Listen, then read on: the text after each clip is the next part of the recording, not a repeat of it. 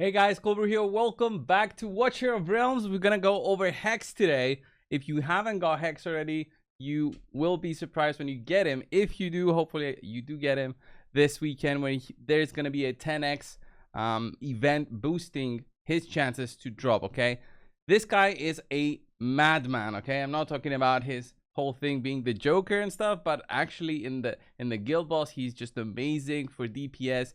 Just destroys the guild boss in terms of DPS, always in the top 3 in my own rankings, and I always see him in the global rankings as well when I go in and peek into the big guys who do the leaderboard pushing and stuff. He is in the top over there. So what will I be doing today? I'll show you guys a small showcase of Hex, do a run using just him in the guild boss with healers, just so we can see his damage, and then I'll awaken him to A1. Why am I gonna do that? Because I actually have Hex already on my account. I want to see how much is the difference when you have the same gear. I'll have the same gear on the test server here. We'll have the same gear. We're gonna test him out without the A1 and then with the A1, because his awakening one is very interesting. During the effect of Mad Truth, okay, that's his ultimate, there's a chance to draw the Fool. This is a new card, so he draws cards as he does his ultimate animation. So deals 500% damage 3 times and inflicts 75% slow and burning. Sounds really good, right? So that's what I have in my mind right now. I mean, I had the awakening stones to use them, but when I learned about the Hex event, I thought I might as well pull. If I get him, that's gonna be great, because an A1 Hex can actually be strong, I've heard. So we'll see on the difference there today. In terms of his skills, let's quickly go over them. So gains 1 card of fate with each attack. When having 4 cards, the hero has a chance to randomly obtain 1 card from the following: Temperance, Death, and Strength. So Death does solid damage, 500% damage 1 time, and inflicts burning. So it's the same amount of damage as the Fool, and Strength. His ultimate though, look at that, Mad Truth. When triggered, increases damage by 140% and attack speed, and reduces the attack interval, and replaces all the cards with the Joker. Okay, deals 400% damage 3 times. So he's going to be doing 400% damage 3 times, but also being able to pull the Fool there. So 500% damage. So his damage should increase significantly just because of the ultimate being boosted over there. So his default skill, 120% magic damage to one enemy, prioritizing airborne, although he's not that great in gear A3 if I'm being honest. And then he's got another passive: each attack can stun, and damage to target under control effects such as stun, freeze, immobilized is increased by 60%. That's very nice. And then when he gets a little bit of damage, he resists it and becomes invisible. Jeez. Jeez. Invisible, so you can't see him, right? So he could be potentially used for the gear A3, but actually he's not that great in there. So I've tested him before, so I know, but still a very strong hero. We're gonna see his A1 in action. I did build him with a Spirit Siphon here, level 10, and some gear with the SBA set, the Soulbound Arcana. That's how I call it, the SBA, Soulbound Arcana. I always forget the set name, so I always think SBA, Soulbound Arcana. So yeah, that's it. This actually gives you damage as you're stacking your ultimates, with the 5 ultimates being stacked, giving you the most benefit with 50% damage boost. This is good gear. I mean, overall stats, we're looking at 14,000 attack, 430 attack speed with 1 second attack intervals. He's just launching those cards. You want to see that happen, so you want his attack interval to be low. Crit rate almost 100%, and a 98.5. I mean, I can try to boost this one up just so we don't have any issues with, you know, crit not happening and crits happening and stuff like that. So let me see, do we have, yes, this gives me a little bit more crit rate. All right, 106% crit rate. Doesn't matter if we lose other stats. I just want to see him always critting and just doing the max damage possible. So Hex, an amazing hero. Let's go into the guild boss. We will run, I think I'm going to go on a lower difficulty, because I think the shield, I won't be able to take it down. Or I might just throw in a different hero in alongside him. So what I want to do is, should we put the Infernal Lord in there, Twin Fiend? I will use him. I will use him. You know why? Because I have him on my main account. So we're doing testing for myself today now, guys. So we're gonna have Zilla. Nah, they won't be able to get through the shield, especially the third shield. Let's drop it to Nightmare 2. I know the boss has less defense and stuff, but still, we're just gonna test the A1. So Nightmare 2, he should be able to solo. So here with the Twin Fiend, we're gonna have lots of healers, right? And I also want to use a Laurel just to pump that ultimate as often as possible. Let's also use, let's use her to reduce the time needed. So the playtest, what is the playtest? By the way, this is a test server function that will be coming into the live servers where you can run into the guild boss and test your damage. This is amazing, by the way. I love this. And it just adds, you know, the possibility for you to test setups without actually losing your key, because sometimes you won't click that pause button as quickly as possible. It happens to me. I hope it happens to others, because I don't think I'm the only one that just doesn't manage to press the pause button. The run finishes. You're like, come on, that wasn't the run I was supposed to register. So yeah, let's just get started. So normally I place Hex in this slot right here in the guild boss, but it doesn't really matter. Some people do say that Twin Fiend versus Araka in terms of who the Lord that is better suited for this guy. I'm not sure. So I'm gonna use Twin Fiend in this showcase, by the way. But if you guys still think that Araka is better, please let me know down below. So let's put in Dolores. We're gonna have so much rage from all these different heroes, so it should be good. Look at this, even Leia in there, another hero in there for rage. This is gonna be fantastic. So I'm gonna wait for Dolores ultimate here, and we're just gonna keep on popping everything as we go. I'll put the automatic cast on the ultimates, so once Dolores goes, we basically also go. So let's put that, and let's put this on a 2x speed, and we'll see this in action. We're doing some solid hits like 30k. That's nice. 140. I'm seeing the numbers there. And once he becomes weakened, we're gonna be hitting for big numbers, right? 900k. I'm seeing them right now. Look at that. Beautiful, beautiful. All right. Got the ultimate again. I'm just clicking them again to make sure. Let's withdraw her.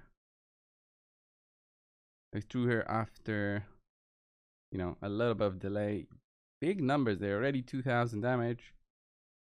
So looking strong. Maybe I shouldn't have withdrawn Laurel. I know it's the best way to get maximum damage, but I'm just gonna count the times that I put her down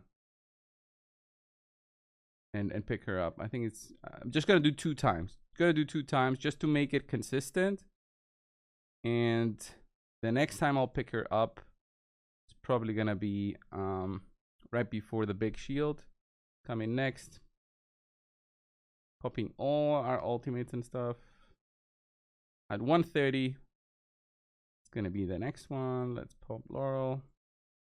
Gotta remember to pop Hollow's ultimate because she doesn't use it if everybody's healed up to full. She doesn't use it. Wow, we're looking at 5.7. That's good. Let's get the ultimate here. Let's withdraw Laurel. And that's it. All right, we push through. So it's going to be like 8,000 blood. It doesn't really matter the amount of damage we're doing. We're just testing here. So I think Hex is some of these heroes that they have been adding into the game about power, which relates to like power creep. And what do I mean by that? It's just heroes who are naturally stronger than others in specific areas of the game. And I'm talking Hex, very strong in the guild boss. Comparing him to other heroes, he just has higher damage, just higher damage. I mean, you see it on the damage recap in the end. You give him the same gear you would give somebody else, he just does way more damage. So it makes me think on how many more heroes like these are they going to keep on adding. Is it just for us to chase through these summoning events? I mean, as long as we got the 10x's and we can acquire them, I mean, it's easy. But eventually, if they keep on adding and adding and adding heroes like Raid Shadow Legend has done, it's gonna take us you know, forever to pick up those unique heroes. So playtest does not count towards reward. That's fine. Let's see stats overall. We did 81.5 million damage. Okay, so this should naturally be way higher. Once my auto fight should be the same, right? Because I did record it. So once I A1 him, let's go and see. Once I've A1'd him, I'm not gonna go higher than A1. Although A5 hex is very strong, the A1 is the easiest one to get. Obviously, it's just another copy. Just another copy. After that, you get some attack. You get an enhanced Mad Truth. Gives you a little bit more burning, penetration boost, and then finally, each draw returns 1 card of Fade and increases each damage dealt by the Joker and the Fool by 30%. Wow, this is crazy. The A5 hex must be like amazing in terms of damage. So there's the A1. We're gonna go in there, same difficulty as we just did. So my auto fight should be like the same exact actions I was doing right now. The only problem will be Dolores and the way that she gets some rage back. That will affect our rage regen and how we use our ultimate ability, because that's an 80% chance to happen. So yeah, we'll see. 81.5 million. It should be, I'm guessing 90 million. I don't know. Gonna try and see the numbers as they pop on the screen when he is doing damage. When he does have the ultimate, that's when the Joker comes in, the card. So is it really worth it for me to go this weekend? This is basically the question. 1.6, like a big number over there. 1.6 million. That's insane. I wonder if that was the Joker. So from what I'm seeing already, we're not that far off to where I was before. Or are we? Because we did 8.8 thousand blood. There we go. I want to see the big numbers. 1.5. So big numbers. 1.8, 1.8. Oh yeah, we're just crushing it in terms of damage.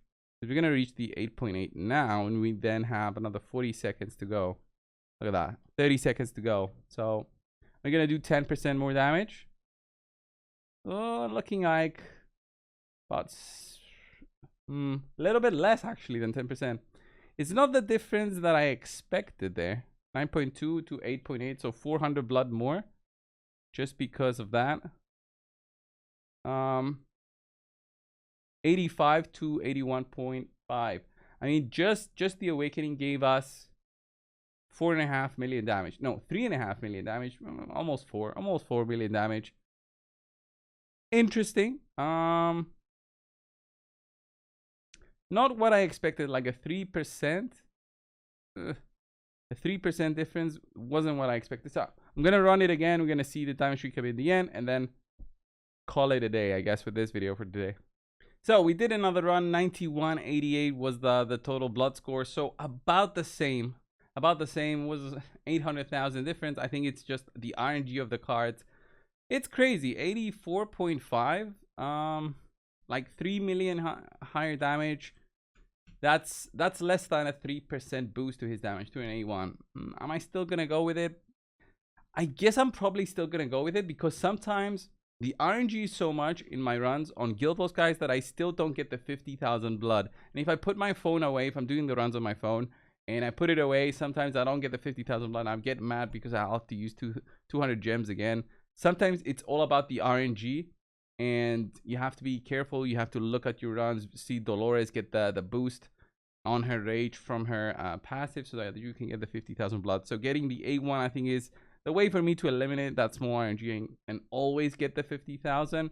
But for you guys, if you're still on the edge, whether this is worth it, yeah, this showcase might help it for you. So about a 3% damage boost, maybe 4% overall. Very strong hero.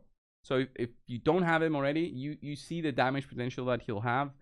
With Twin Fiend, with Araka, he's still gonna be great regardless of which lord you're gonna be using. But most commonly we use Infernals in the guild boss, because they're just crazy in there in terms of damage potential. So this was the showcase on Hex. A1 versus no awakening.